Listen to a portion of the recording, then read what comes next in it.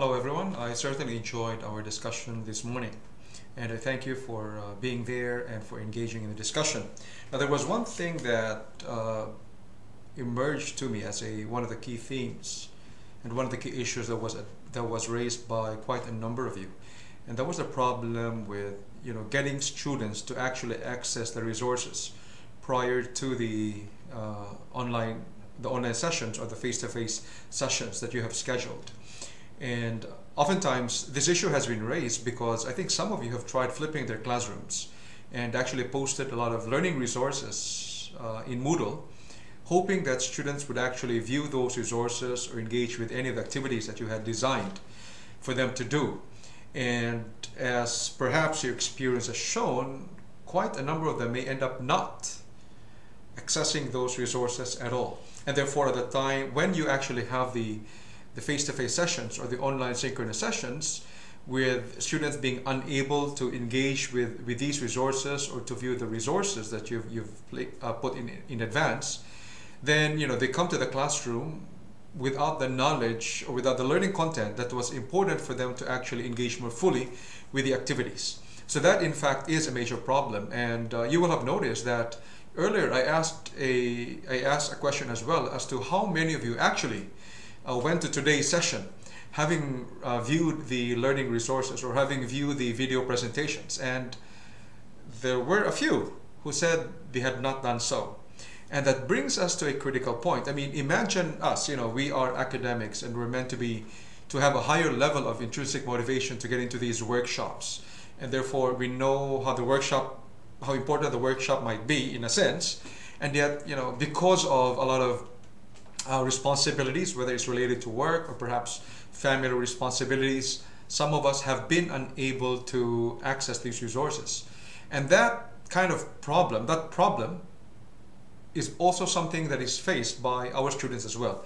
And they will always have excuses and reasons why they have not been able to access those resources in advance of classes.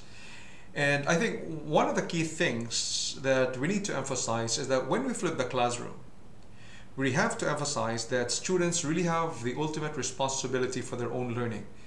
And so we make it clear that there will be no lectures in the face-to-face sessions or in the online synchronous sessions.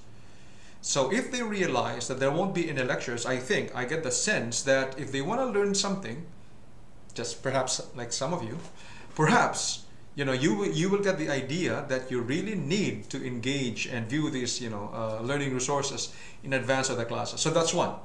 It will require some change in terms of habits, in terms of attitudes, but after a while I think when the flipped classroom model has been communicated well enough, we will get the sense that this is something that we need to do, access the resources in advance of the sessions.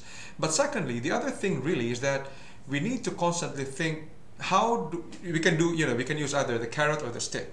And I think Brendan from the School of Engineering and Technology earlier gave a very good suggestion that if you want to use the stick, it means that you may have to tie accessing those Moodle resources or accessing those online resources with certain assessments. So in other words, if they fail to access or view these resources or do the activities that have been outlined in those learning resources, then we take points off certain marks, or they are unable to get certain points. So that could be one. That's that clearly you see therefore that in terms of flipping the classroom, you need to be able to align what we do, the teaching practice of the flipped classroom, with assessments, for example. So that's using the stick. If you look at the issue of using a carrot, it means that students must know that by accessing these resources, they will learn a lot. There's much that they will learn.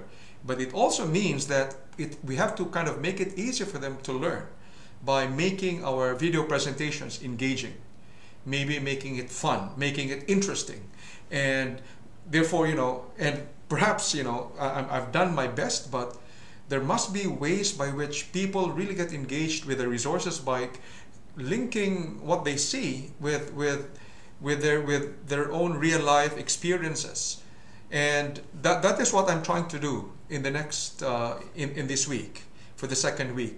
And as we have these discussions on the flipped teaching and learning, I will try to connect this discussion more with your actual teaching experiences and perhaps even your experiences as learners. So therefore, going back to that issue of getting students to actually access these resources, I think one of the critical points is to make sure that students will see value in accessing these resources in advance, and we have to make it easier for them to actually enjoy, learning, enjoy watching these video presentations or podcasts if we have them, by knowing that they're fun, enjoyable, and interesting and engaging to watch. So in other words, part of our task is to think about designing these learning resources to actually be not only informative not only informative, but for them to be engaging and stimulating to students.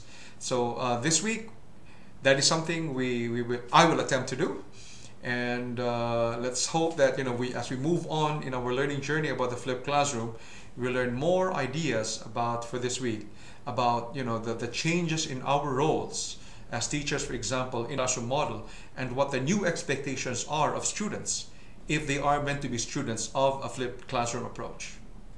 And so I hope you will enjoy watching the succeeding videos for this week.